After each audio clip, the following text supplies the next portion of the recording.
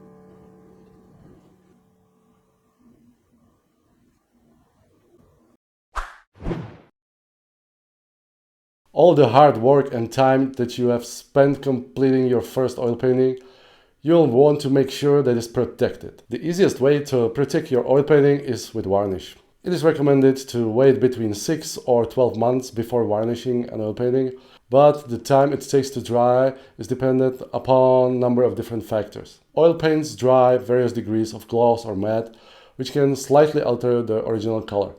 The final varnish is used to permanently restore the original luster of the colors and unify the surface with a single finish. There are several types of matte or glossy varnishes, but most often I personally use glossy dummer varnish, which returns depth to the colors. For varnishing your painting, you will need to use a good quality varnishing brush that is flat and wide, soft and tightly packed. The last thing that you want is a rough brush hair coming off onto your masterpiece. Lay the painting down onto a dust-free and clean surface. Don't varnish the painting while it's vertical. The best type of varnish for oil painting is typically a resin-based varnish. These types of varnishes provide protection against UV light and other factors that can damage an oil painting over time. Apply the varnish to the oil painting in 1 to 3 thin coats rather than one thick coat. Allow the varnish to dry at least for 24 hours. If a second coat is required, repeat the process again. And that's all for today, friends. Thank you so much for joining me. I really enjoy your company.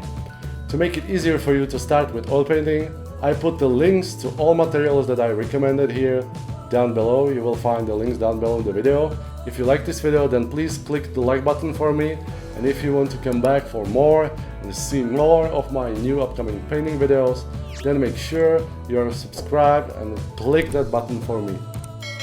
If you want to see even more and you want to support my work a little bit, please join me on Patreon. You will find that by clicking the link down below. As always, you can find me on Instagram and Facebook. Those links are down below as well. So, see you again. Thank you and take care. Bye bye.